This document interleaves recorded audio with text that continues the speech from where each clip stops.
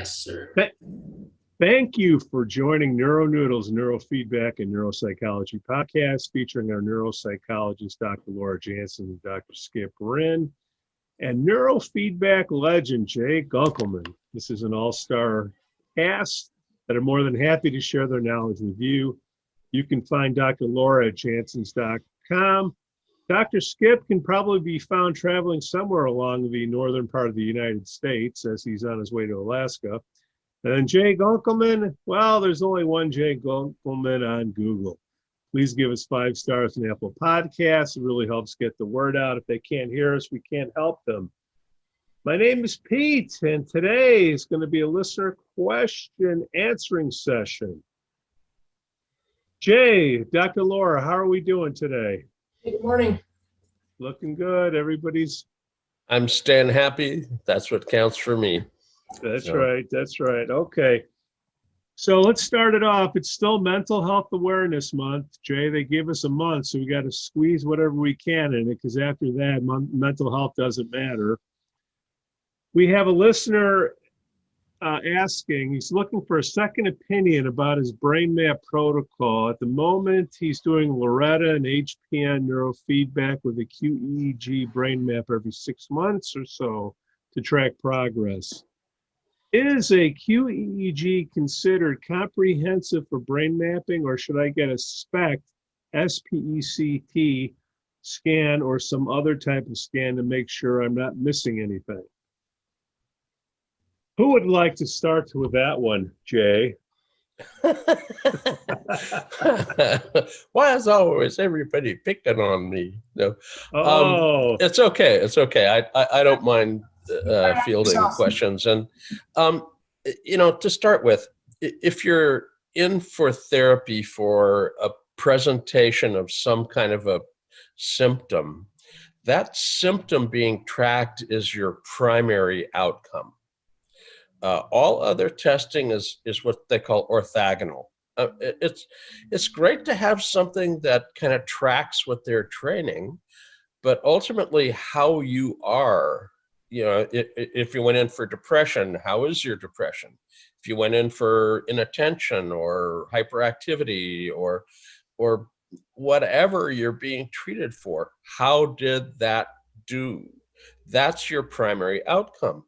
And all the other outcomes are interesting ancillary testing that kind of track things that are being trained. And those are useful. Now, Spec Scans are, they're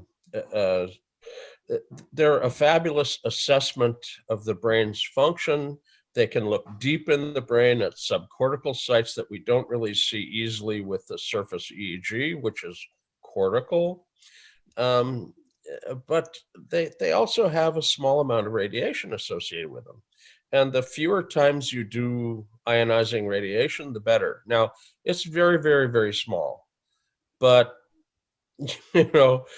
radiation damage doesn't have to be very, very big. It happens at a molecular atomic sort of a level. Ionizing radiation, damages DNA. So you don't want to do that any more often than necessary. It may be necessary to, have a full evaluation at the start. Follow-up Spec Scans, less useful in some respects. Now, QEEG doesn't have radiation associated with it. You might get goop in your hair, but that's the worst side effect that you're likely to suffer. And they do track progress. If you're training something up and you're suppressing something else down, did they in fact move in the direction that you intended in the locations that you intended? And that's useful. But please track the reason that you're there. If you're being treated for depression and your numbers look better, but you're not feeling better, what the hell do the numbers mean anyway? So you really do need to have some method of tracking what you're there for. If it's insomnia, track your insomnia. If they're for epilepsy, you should have a log of your symptoms across time. So, your primary presentation is your primary thing to track. All these orthogonal or ancillary tests are handy dandy to kind of motivate and show progress of the things you're training, but your primary reason for being there is what you really should be tracking. Dr. Laura? Yeah, so, we're up in Chicago and we're kind of near the Amen Clinic. And I'm also associated with another neuroscience center up here, the one that Tony Hughes, we talked about, John Hughes, right? The EEG specialist. He consults with the Amen Clinic and this other clinic I'm with.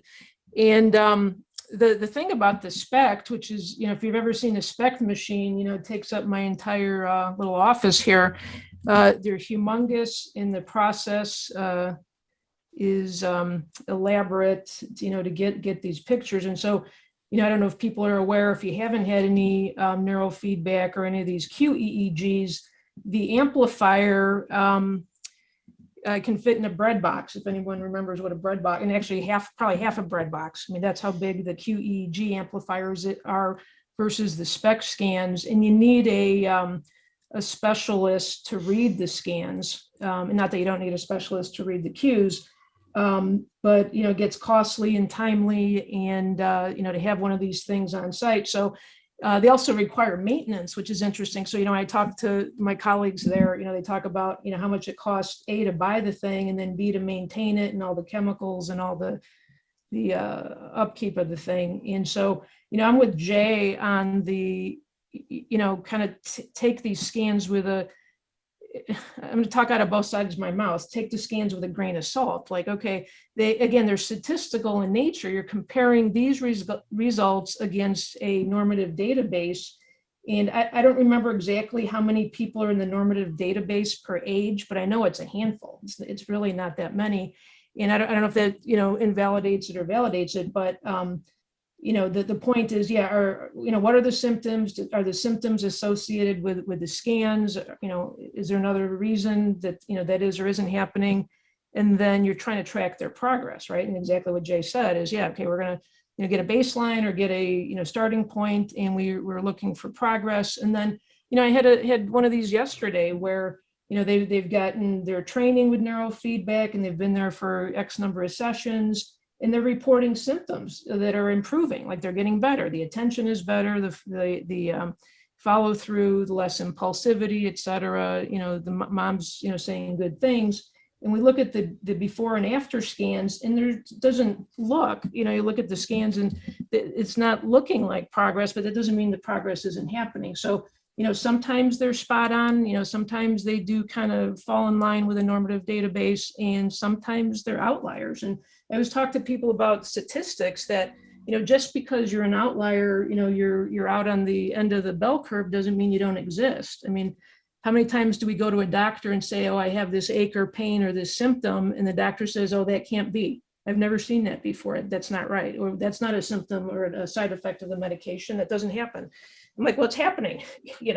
So I think we have to use our common sense a little bit, despite the statistics and these double-blind studies and the normative database, et cetera. So anyway, long answer.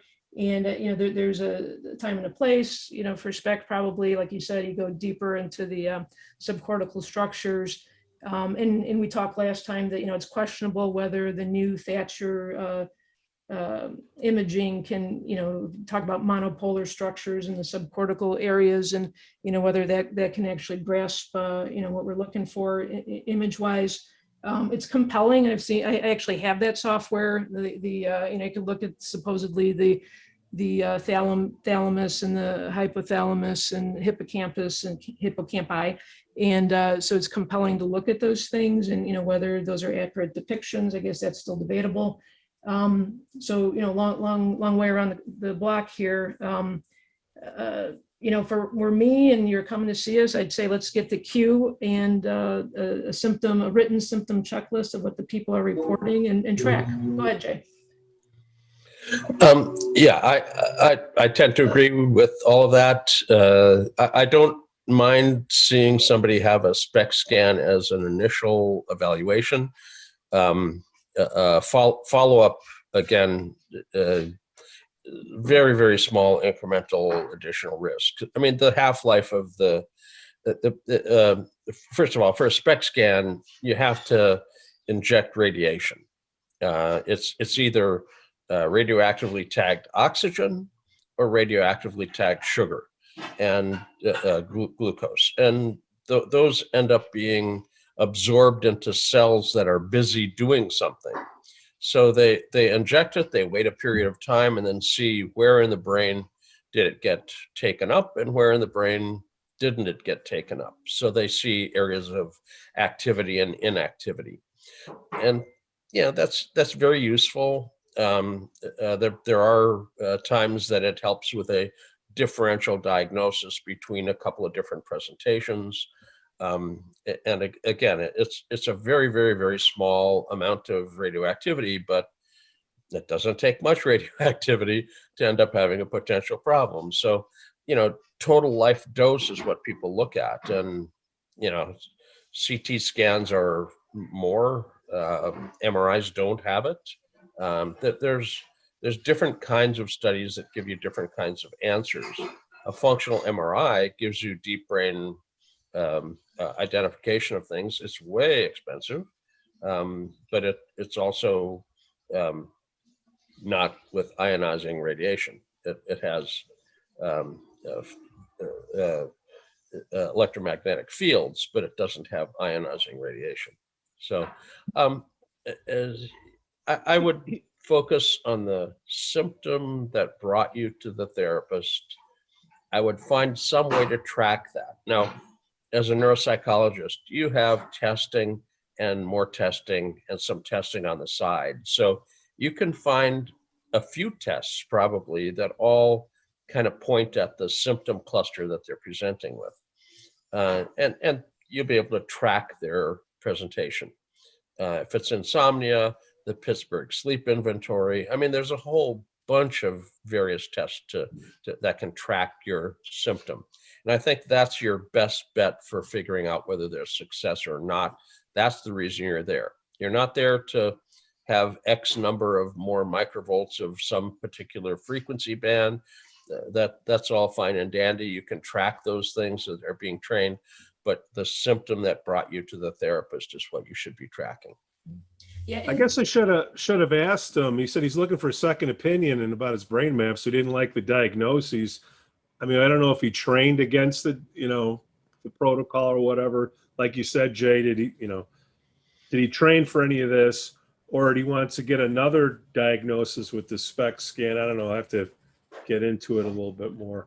Dr. Laura? Yeah, well, two things. One is Jay made a good point that, the SPECT is actually, looking at the function of the brain and the metabolism of these chemicals that are injected. So when you look at the SPECT scan, it is that person's brain functioning. When you look at the QEEG maps, again, it's a statistical analysis. There's other information there, but the general, the mappings that we look at are statistical comparisons a lot of times.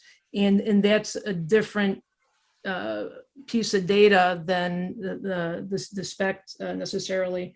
And then, I never, in Jay's right, as a neuropsychologist, I don't quote need the maps. We've done traditional neuropsych testing, for however many, decades. It's still, I guess, in infancy, and certainly there's a lot of, room to grow with getting these tests validated, so that they're predicting what we say they're predicting, and there's a whole line of problems with that. But yeah, I can do a neuropsych battery and kind of look at executive things and predict what, or try to match up their symptoms with what system in the brain it could be disrupted. So maybe the person needs a neuropsych exam, if he's looking to be a little more specific with what's going on. But I wouldn't use a map diagnostically. I use it to support things as a supplement. I would say that word, supplement, and I'd always kind of scrutinize it anyway. And people Okay. aren't always their best self-reporter, you know, and That's a problem. you, Yeah. you may be totally insensitive to the change that's happening. It's happening so slowly that you're the frog in the frying pan that's slowly being heated up, and you don't notice that it's suddenly gotten awfully hot. And you, you know, sometimes it takes an outside observer. Sometimes parents don't notice the change, but somebody stopping by says, "Gee, Johnny's really doing pretty well today. Last time I was here, he bit me and, you know, was jumping up and down and hyperactive. And now he's, you know, actively engaged with this and that. And, you know, little Johnny is doing so much better." So, you know, self-report, family reports, sometimes those don't really stay sensitive because the change is so slow and steady. So there are, you know, outside reports, testing that can show the progress as well. And it's a balance between the how do you feel, assuming you are a good self-reporter, or is some outside testing necessary? And quite often the therapist will end up having session data, actually tracking the learning curve of what's going on during the training. And that's also a very useful piece. It can show you that during session, things are changing in the right direction, and across time, they're slowly moving in the right direction. So I'm not suggesting that you ignore anything and everything outside of your own opinion, but pay attention to the symptom that brought you there, and the therapists that you're working with should have some kind of a set way of tracking progress. Another listener, I'm sorry, sorry. Dr. Laura. The last thought is, Yeah. again, just piggybacking on what Jay said, that patients aren't always sophisticated in being able to express, you know, exactly what they're feeling. And, you know, so many times people will come and say, "I'm anxious," and you go through all the testing and they probably are, but, you know, it could be ADHD, you know, symptoms. They're having physical symptoms of distractibility and impulsivity. And that's more specific perhaps to ADHD versus anxiety, or vice versa. You know, there could go the other way too, or depression. You know, all these things are difficult to tease apart from each other, and they know how they've been communicating all their life, or how, you know, their family communicates, or just, you know, Google or whatever. And so, yeah, it takes a diagnostic procedure to kind of really dig in there and understand what they're saying and listen. And, you know, so, you know, the clinician still has a huge role despite all this technology we have available. Okay, listener sent in a link. Sweet tooth/dementia. Can you get Alzheimer's by eating too many Snicker bars? If so, I'm a gonzer. Anybody want to take that one? Is that fake news? Oh, Skip, you hear that? Well, and I'm tongue in cheek a little bit. You know, what I wish he was here so he can dump a question on him that he's got to answer on the spot. But the other thing is, he's super looking, you know, into gut health and Alzheimer's and or dementia of any kind. And there's different protocols that are available to assist people with their gut health and dietary supplements and things. So, but I'll let Jay laugh at the question. First of all, correlation isn't causation.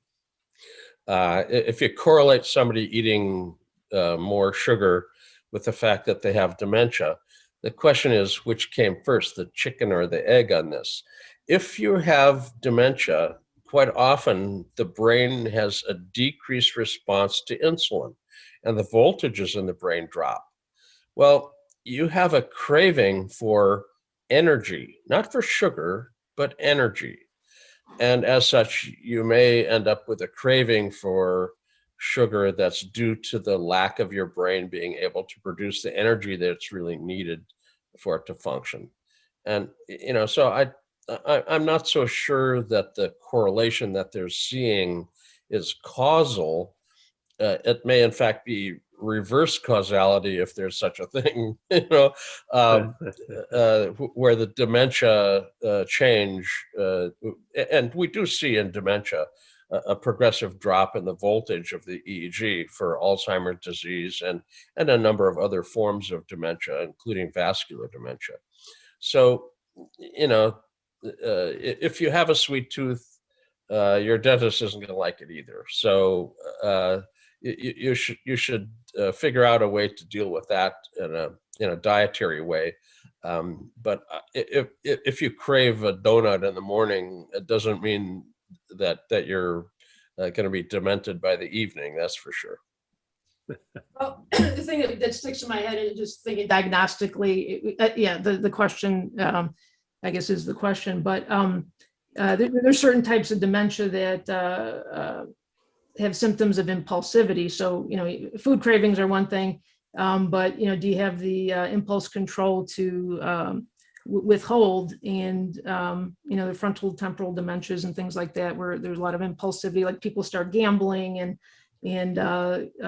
doing all sorts of kind of what we'd call strange things, you know, going out in public with no clothes on, or, you know, this kind of stuff, where they can't withhold the impulses. So, you know, those symptoms are diagnosed, and back to, you know, they need a nice psychological eval or a neurological eval to make sure nothing else is going on.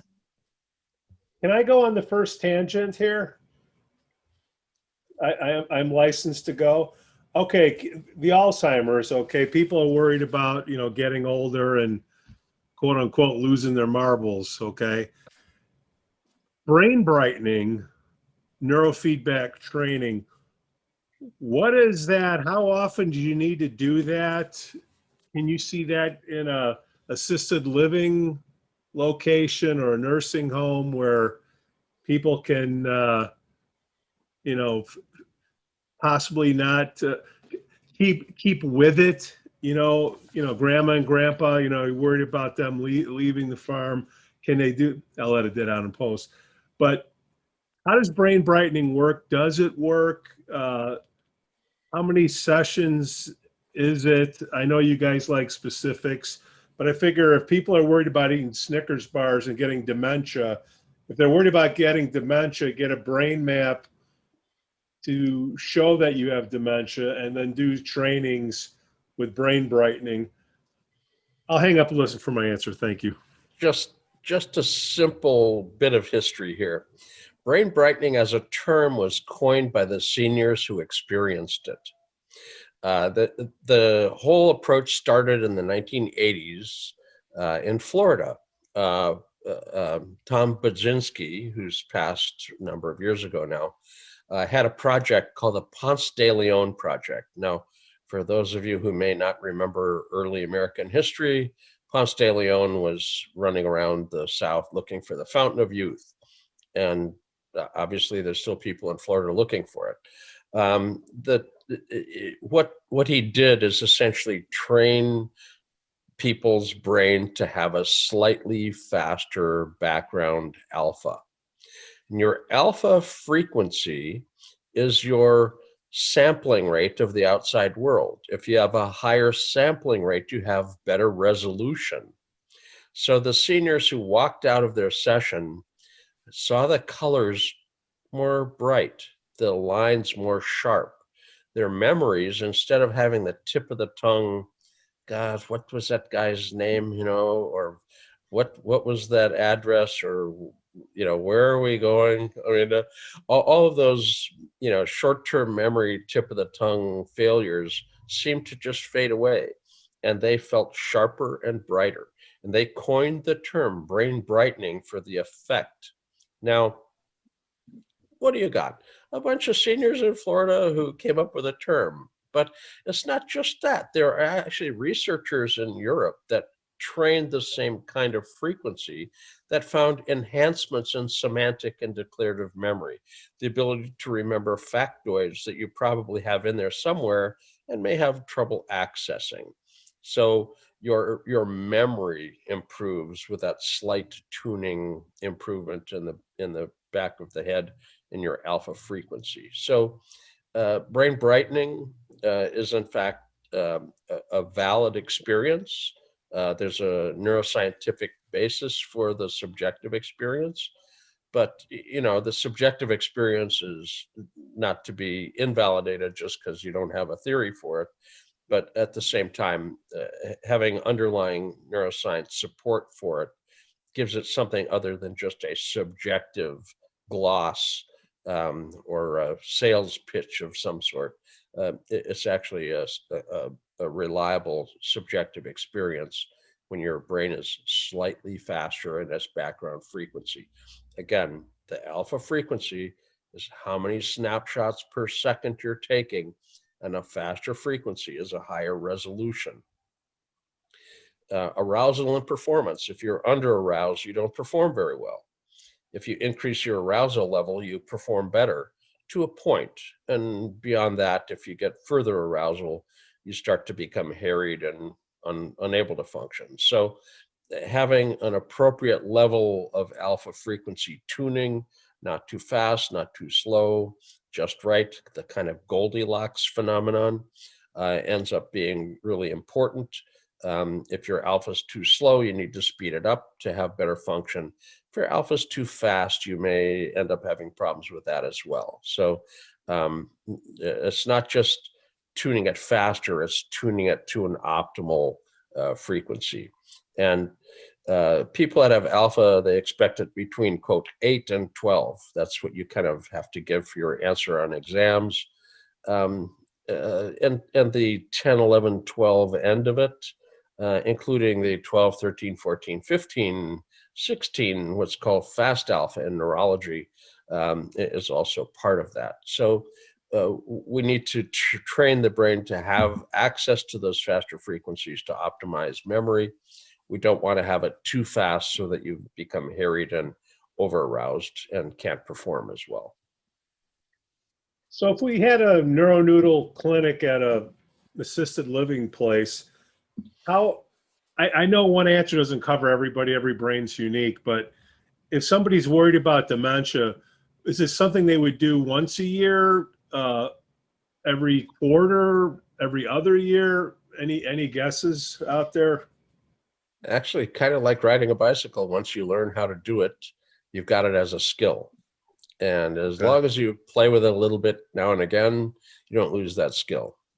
Now, you might not have been on a bike for a long time, but I bet you could probably get on it and you didn't need to have your father run along holding the seat behind you. So, in fact, my dad's passed. If he was holding the seat, it would be really quite something.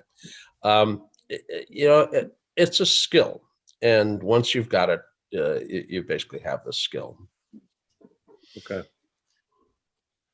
Dr. Laura, I see an article here about depression. I read it. COVID's causing what, a 3x or threefold occurrence of depression? Go figure. Comments?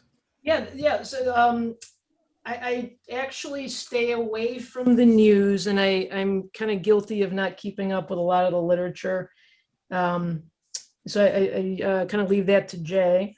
But I'm more of a clinician, I guess, and so that's kind of my excuse of not keeping up with literature. But I stay away from the news, especially lately, and maybe that's for obvious reasons. But I do have Yahoo email, and every now and then a news blurb kind of pops in. And the news blurb yesterday was psychologists are overwhelmed, mental health community is overwhelmed by the impact of COVID to everybody emotionally.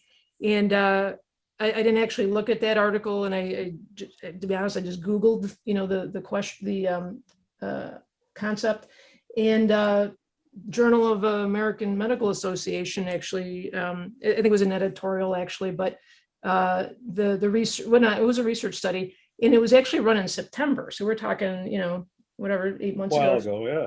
Yeah, it was a while ago, and it was right dead in the heat of it. And they're saying threefold incidence of depression. And I didn't look to see what the more current stuff is, but I'm going to guess that it's multiplying in some ways and subtracting in others, maybe with some hope of things clearing up a little bit.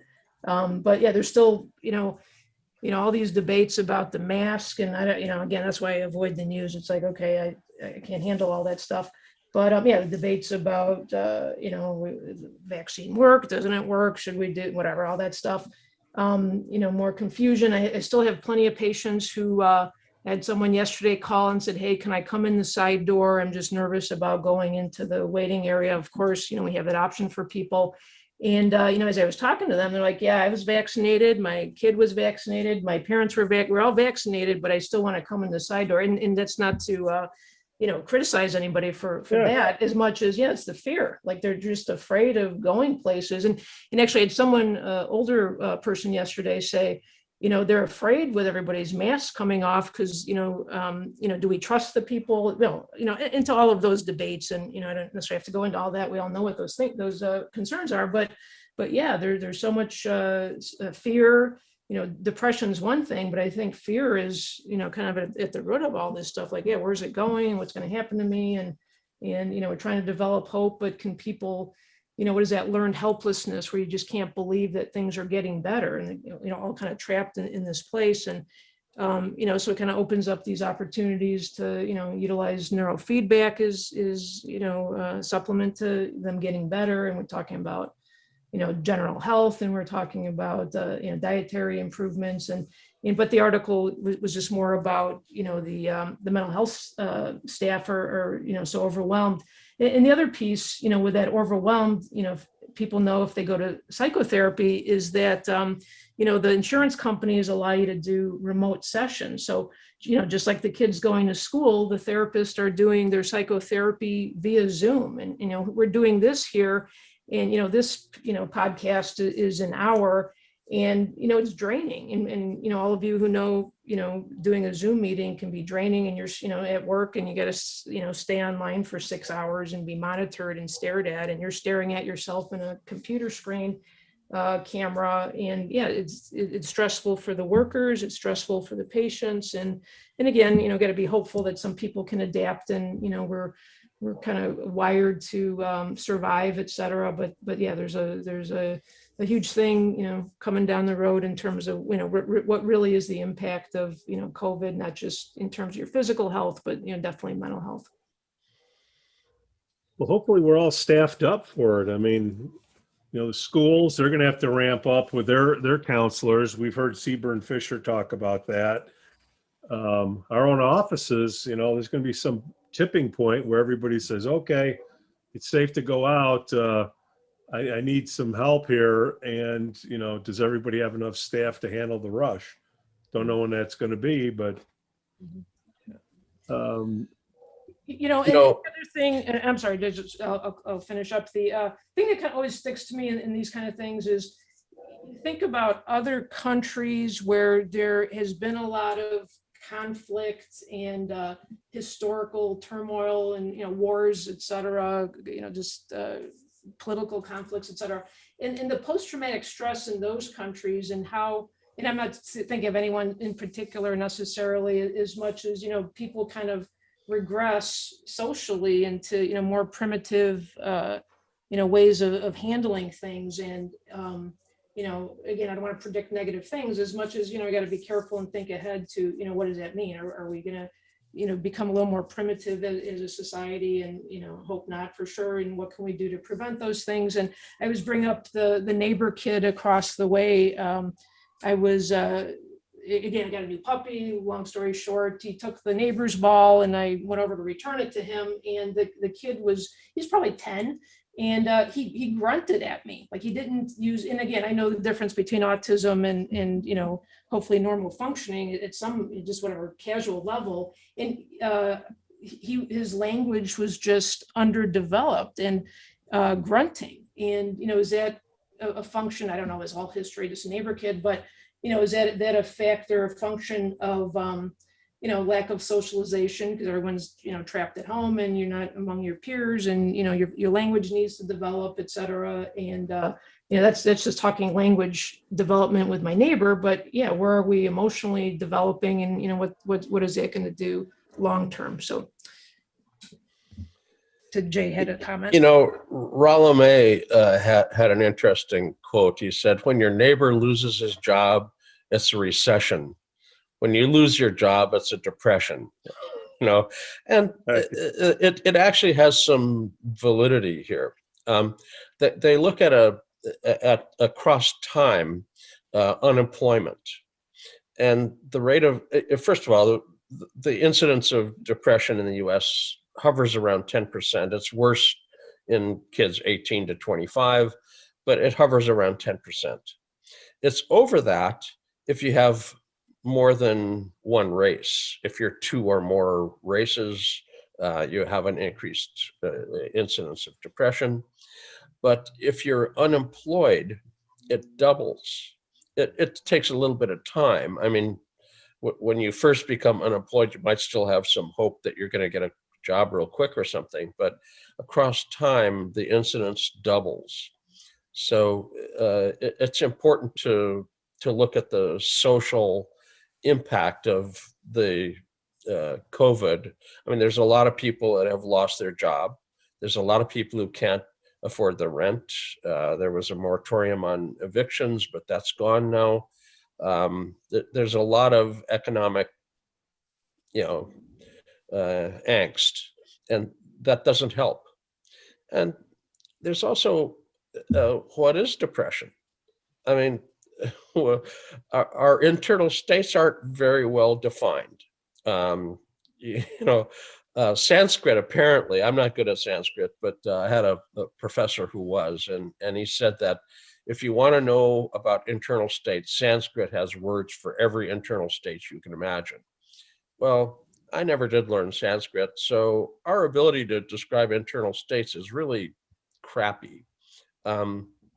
What's depression? Well, is it like boohoo sad?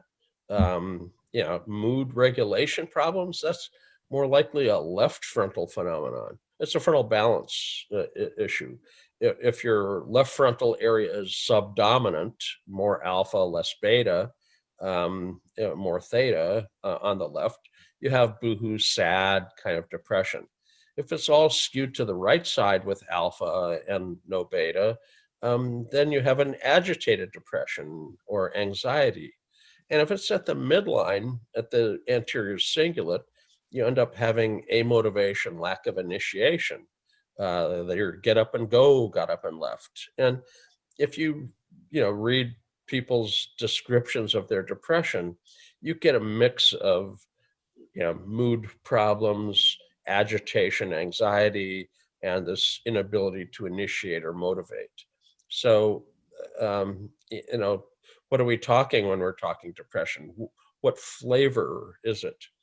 And in the neurofeedback world, a lot of people think of depression as just left frontal alpha, and it's not. There was a big study, 3,000 plus people in the study, an international study called the I-SPOT-D study, looking at depression. And as a group, they did not find left frontal alpha. There was a subset that had left frontal alpha, but as a group, people that had depression, again, with its various vagaries of its definition, people that had depression did not all have left frontal alpha. Suffin and Emery's work back in the 1990s, mid-90s, basically after a decade of working, they found depressed people that had frontal theta, they needed stimulants. And they found people at frontal alpha that needed antidepressants. And your complaint of depression wasn't what decided which med you needed. They could predict what med you needed based on your EEG. So depression isn't depression, isn't depression, isn't depression. And we have different flavors of it. And until you figure out what flavor you've got, we don't even have a clue what kind of a medication you might need.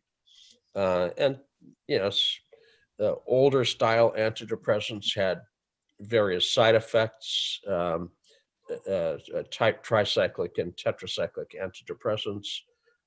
They had particular kinds of side effects. SSRI, SNRI, more modern ones had fewer side effects, but they still have side effects, including suicidality. Your initial dose of the medication may give you enough energy to do something about the depression that you're suffering from. And initial dose suicidality is not uncommon right when Prozac, which was the first SSRI to come out, not to pick on it specifically, but when it came out, they noticed this phenomenon of initial dose suicidality. I actually lost a very good friend to that. So it's it really hits home when you know somebody that this has happened to. Definitely. And we got to think of, there's a great textbook, I have to look it up, that talks about, the evolution of mood, right? And, we can probably answer, what's the purpose of anxiety? Keep us from, give us a little fear, keep us from jumping out of airplanes and running in traffic and stuff like that. So anxiety is protective. And again, there's a Goldilocks spot, too much anxiety is unproductive, and not enough is also unproductive, but that's anxiety, the fight or flight system we're all kind of familiar with. But depression, in terms of evolution, also has an adaptive purpose. It's to keep us, so to speak, hiding in the cave, keep us protected from going out when it's cold or going out when it's dark, so that we don't get eaten and destroyed by the predators or the weather. And so, what part of the depression, we're experiencing as a society isn't adaptive, we can all debate, what that means current day, our instincts, trying to help us, or they working against us. And, if, COVID's a thing and it is killing, part of the population, and maybe staying home and being depressed to a degree, we can all argue, again, pros and cons, but maybe the depression is keeping those of us home and keeping us from getting sick. There's also kinds of depression. We have seasonal affective disorder, where the amount of bright light that you get into your eyes that ends up influencing your pineal gland, which changes hormones and brain activation. You can actually find people that in the winter, or if they're in an area that has decreased sunlight due to cloud cover or whatever, they actually suffer mood-wise. I've got a good friend who lives in Alaska, and she has to head in the winter, not because she can't take the cold. I mean, she grew up in North Dakota, so cold is not her problem, but dark is. And if you only have a couple hours of light during the day, up in Ketchimack Bay, you end up having problems. Now, this time of year, people have to tell people up there, oh, you really should get some sleep. You're up all day, the sun is up. This is the manic time of year, and the depressed time of year will come in a few more months, when the sunshine starts to drop down and they don't get the sunrise. They get kind of a dusk and dawn, but they don't really get bright light. So seasonal affective disorder is also an issue. There are people that need bright light in the morning and melatonin at night in order to reset their circadian rhythm because of seasonal affective disorder. And unless they do that reset, their sleep problem can end up becoming quite severe. Delayed circadian rhythm, which goes along with seasonal affective disorder, is actually a predisposing factor to bipolar disorder later in life. So if you've got a kid who's suffering from SAD, S-A-D, seasonal affective disorder, you want to get on that and treat it so that you don't end up having the predisposition for bipolar later in life fostered. And as far as brain lateralization is concerned, there's nothing right with my left brain, and there's nothing left of my right brain. So, I don't do what I do. So. We need Skip here to, maybe he's got some comments on Alaska and the climate and getting out of there for certain parts of the year, but we'll ask him next time. I hear he has a searchlight that turns on with his alarm clock to wake him up in the morning. Well, you got to engineer around these things, so that's good. That's right. Okay, guys, those are the questions. Anything else would take us past time, unless anybody has anything else they want to get to. Okay, let's knock this thing out. Hey, you know We what? get- Sorry, Pete, and hopefully you can edit this. Yeah, I will edit this. So what I was thinking, I happen to have some brain maps up on my Zoom when we first started. I just left them up there for my last Zoom meeting. I was doing some supervision with some of our clinicians, and I was wondering if the listeners would be interested in hearing exactly what they're seeing when they look at a brain map, or maybe we can do like a case study, so to speak, or a shortened case study to look at, because the patients will come in and I'll explain to them, in as much detail as they're interested in. I try to keep it simple, but explain a lot of as much detail as they want what these brain maps mean. But you just like with learning any kind of new vocabulary and things, that they need to hear it quite a few times. So maybe that's, if the listeners are interested, maybe one of these. I'm interested. Yeah, we could talk about specifically how to in layman's terms, what we're seeing when we look at a brain map, and exactly kind of what we're doing. And you're looking at a brain map, it has 20 plus little marbles on it of different colors, and what exactly does that mean, and what should you focus on when you're given this kind of information as a patient. It'd be great if we had video, because describing EEG, it goes up and down and up and down and up and down, and it's kind of hard to describe the waveforms without some visual. Maps are kind of the same way. That map on the left is red over here and it's blue over there, and so we can discuss things in general, but having visuals ends up being kind of a if you guys get step. if you guys get the videos, I'll figure out how to get it on here. So I'm in. We can actually do a video recording of the session, and a screen share of the session could then be used as the video of it. You know what, as we're just kind of talking this through, I've got equipment here that is live stream. So maybe, one or two of these can be a live stream with a video, like on YouTube, or Facebook lets you live stream too, whatever we want to do. But that looks like that can be an extension of things we can do.